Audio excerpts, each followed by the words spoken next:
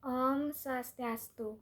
Perkenalkan, nama saya Nika Miranda Yoga Aristumnani dari Prodi D3 jurusan Kebidanan, nomor absen 6 dengan NIM P071241211006. Pada video kali ini saya akan membahas proses dasar perilaku dan perubahan perilaku, di mana terdapat 5 subbab. Yang pertama, pengertian perilaku. Yang kedua, batasan bentuk dan domain perilaku. Yang ketiga, proses perubahan perilaku. Yang keempat, teori perubahan perilaku. Dan yang kelima, penyebab perubahan perilaku. Pengertian perilaku. Perilaku adalah segala aktivitas atau perbuatan yang dilakukan manusia yang memiliki bentangan yang sangat luas seperti berjalan, bereaksi, berbicara, berpakaian, dan lain-lain. Menurut Skinner, 1938, seorang ahli psikologi merumuskan perilaku merupakan respon atau reaksi seseorang terhadap stimulus atau rangsangan dari luar. Jadi dengan adanya stimulus terhadap organisme dan kemudian organisme tersebut merespon, maka terjadilah perilaku. Selanjutnya, batasan bentuk dan domain perilaku. Bentuk-bentuk dalam perilaku itu dibagi menjadi dua. Yang pertama, perilaku tertutup, di mana respon atau reaksi terhadap stimulus ini masih terbatas pada perhatian, persepsi, pengetahuan, dan sikap yang terjadi pada orang yang menerima stimulus tersebut dan belum dapat diamati secara jelas oleh orang lain. Yang kedua itu perilaku terbuka, di mana respon terhadap stimulus tersebut sudah kelihatan jelas dalam praktik yang dengan mudah diamati oleh orang lain. Domain perilaku. Menurut Bloom, seperti dikutip Noto Atmojoyo 2007, membagi perilaku di dalam 3 domain. Yang pertama, domain kognitif, yang kedua, domain afektif, yang ketiga, domain psikomotor. Nah, dalam perkembangan selanjutnya oleh para ahli pendidikan, ketiga domain itu diukur dari pengetahuan, di mana pengetahuan adalah hasil dari tahu. Dengan pengetahuan, seseorang tuh dapat mengambil keputusan dan menentukan tindakan terhadap masalah yang dihadapi. Ada 6 tingkatan domain pengetahuan, yaitu yang pertama, tahu. Tahu diartikan sebagai mengingat kembali terhadap suatu materi yang telah dipelajari sebelumnya. Yang kedua itu memahami, suatu kemampuan untuk menjelaskan secara benar tentang objek yang diketahui dan dapat menginterpretasikan materi tersebut secara benar. Yang ketiga itu aplikasi, diartikan sebagai kemampuan untuk menggunakan materi yang telah dipelajari pada situasi dan kondisi yang sebenarnya. Yang keempat, analisis adalah suatu kemampuan untuk menjabarkan materi atau suatu objek ke dalam komponen-komponen tetapi masih dalam suatu struktur organisasi yang ada kaitannya dengan yang lain. Yang kelima, sintesa. Sintesa menunjukkan suatu kemampuan untuk meletakkan atau menghubungkan bagian-bagian dalam suatu bentuk keseluruhan baru. Dan yang keenam, evaluasi. Evaluasi ini berkaitan dengan kemampuan untuk melakukan justifikasi atau penilaian terhadap suatu materi atau objek. Yang kedua, ada sikap atau attitude. Sikap merupakan reaksi atau respon yang masih tertutup dari seseorang terhadap suatu stimulus atau objek. Seperti halnya dengan pengetahuan, sikap ini terdiri dari berbagai tingkatan. Yang pertama, menerima. Menerima diartikan bahwa orang atau subjek itu mau memperhatikan stimulus yang diberikan atau objek. Dan yang kedua itu merespon. Merespon berarti memberikan jawaban apabila ditanya. Mengerjakan dan menyelesaikan tugas yang diberikan adalah suatu indikasi dari sikap. Dan yang ketiga, menghargai, di mana mengajak orang lain untuk mengerjakan atau mendiskusikan suatu masalah. Dan yang terakhir, bertanggung jawab. Bertanggung jawab atas segala sesuatu yang telah dipilih dengan segala resiko merupakan sikap yang paling tinggi. Yang ketiga, praktik atau tindakan.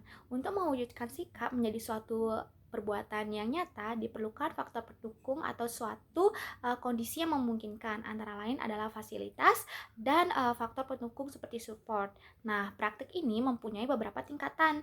Yang pertama itu persepsi, mengenal dan memilih berbagai objek sepengaruh dengan tindakan yang akan diambil adalah merupakan praktik tingkat pertama. Yang kedua itu respon terpimpin, di mana dapat melakukan sesuatu sesuai dengan urutan yang benar dan sesuai dengan contoh. Yang ketiga itu mekanisme. Apabila seseorang setelah dapat melakukan sesuatu dengan benar secara otomatis atau sesuatu itu sudah merupakan kebiasaan, maka ia sudah mencapai praktik tingkat ketiga. Nah, yang keempat yaitu adopsi. Merupakan praktik atau tindakan yang sudah berkembang dengan baik. Artinya tindakan ini tuh sudah dimodifikasikan tanpa mengurangi kebenaran tindakan tersebut. Subbab selanjutnya yaitu proses perubahan perilaku. Menurut Roger dalam Budi Harto, seorang akan mengikuti atau berperilaku baru atau terjadinya perubahan perilaku melalui tahapan yang pertama yaitu sadar. Seseorang sadar akan adanya informasi baru. Misalkan menggosok gigi itu dapat menghilangkan plak gigi dan dapat mencegah radang gusi atau serta karises gigi. Kedua itu tertarik. Nah, orang itu mulai tertarik untuk mengetahui lebih lanjut mengenai manfaat menggosok gigi, sehingga orang tersebut akan mencari informasi lebih lanjut pada orang lain atau yang dianggap tahu, membaca atau dapat juga dengan mendengarkan dari sumber-sumber yang dianggap tahu. Dan yang ketiga itu evaluasi. Nah, orang-orang tersebut mulai menilai apakah akan memulai menggosok gigi atau tidak. Uh, dengan mempertimbangkan berbagai sudut, misalnya kemampuan membeli sikat gigi, pasta gigi, atau melihat orang lain yang rajin menggosok gigi. Dan yang keempat itu mencoba. Nah, pada tahap ini orang tersebut akan mulai mencoba menggosok gigi dengan mempertimbangkan untung ruginya. Orang tersebut juga akan terus mencoba atau menghentikan. Misalkan apabila orang tersebut setelah menggosok gigi merasakan mulutnya nyaman, gigi bersih, sehingga menambah rasa percaya diri, maka akan terus melanjutkan menggosok gigi secara teratur. Namun jika menggosok gigi membuat gigi ngilu, maka kegiatan menggosok gigi tersebut tidak akan dilanjutkan dan berhenti sementara. Tahap yang kelima itu adopsi. Nah, pada tahap ini orang yakin dan telah menerima bahwa informasi baru berupa menggosok gigi itu memberikan keuntungan bagi dirinya, sehingga menggosok gigi menjadi kebutuhan. Subbab materi yang keempat yaitu teori-teori perubahan perilaku. Yang pertama, teori SOR. Perubahan perilaku didasari oleh stimulus, rangsang organisme, dan respon. Nah, perubahan perilaku terjadi dengan cara peningkatan atau perbanyak rangsangan atau stimulus. Oleh sebab itu, perubahan perilaku terjadi melalui proses pembelajaran. Proses perubahan perilaku menurut teori SOR, yang pertama adanya stimulus atau rangsangan, diterima atau ditolak.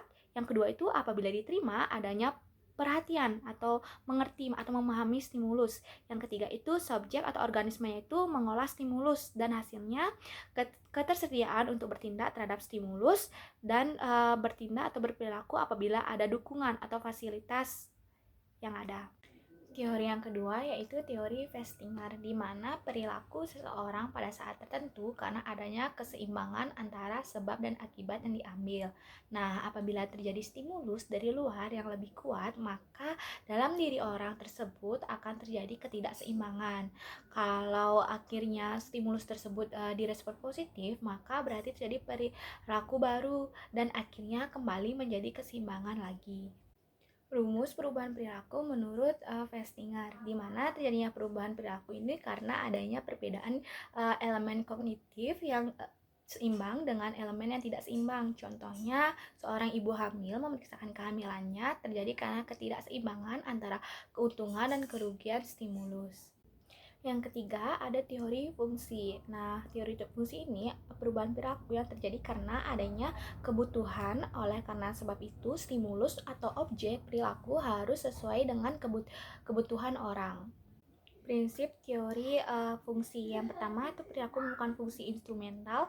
Yang kedua, perilaku merupakan pertahanan diri dalam menghadapi lingkungan. Yang ketiga, perilaku sebagai penerima objek dan pemberi arti objek. Dan yang keempat, perilaku berfungsi sebagai nilai eksprensif dalam menjawab situasi. Dan teori yang terakhir yaitu teori Kurt-Lewin. Kemungkinan terjadinya perubahan-perubahan perilaku menurut teori ini, yang pertama kekuatan pendorong yang meningkat, kekuatan penahannya tetap. Yang kedua kekuatan pendorong tetap, kekuatan penahan menurun. Dan yang ketiga kekuatan pendorong meningkat, kekuatan penahan menurun. Subbab materi yang kelima yaitu penyebab perubahan perilaku. Perilaku manusia seringkali mengalami perubahan. Bentuk perubahan perilaku sangat bervariasi sesuai dengan konsep yang digunakan oleh para ahli. Nah, menurut WHO, penyebab perubahan perilaku terdiri dari perubahan alami, terencana, dan kesediaan untuk berubah. 3 penyebab perubahan perilaku, yaitu yang pertama terpaksa, di mana cara individu merubah perilakunya karena mengharapkan imbalan materi maupun non-materi, memperoleh pengakuan dari kelompok atau dari orang yang menganjurkan perubahan perilaku tersebut, terhindar dari hubungan, dan tetap terpelihara hubungan baik dengan yang menganjurkan perubahan perilaku tersebut. Yang ketiga itu menghayati, di mana individu menyadari perubahan merupakan bagian dari hidup. Karena itu perubahan cara ini itu umumnya bersifat alami. Perubahan seperti inilah yang diharapkan untuk tercapainya pendidikan kesehatan menurut Noto Atmojoyo 2010. Baik, sekian materi mengenai konsep dasar perilaku dan perubahan perilaku. Mohon maaf apabila terdapat kesalahan kata. Saya tutup dengan Parmesanti. Om Santi Santi Santi Om.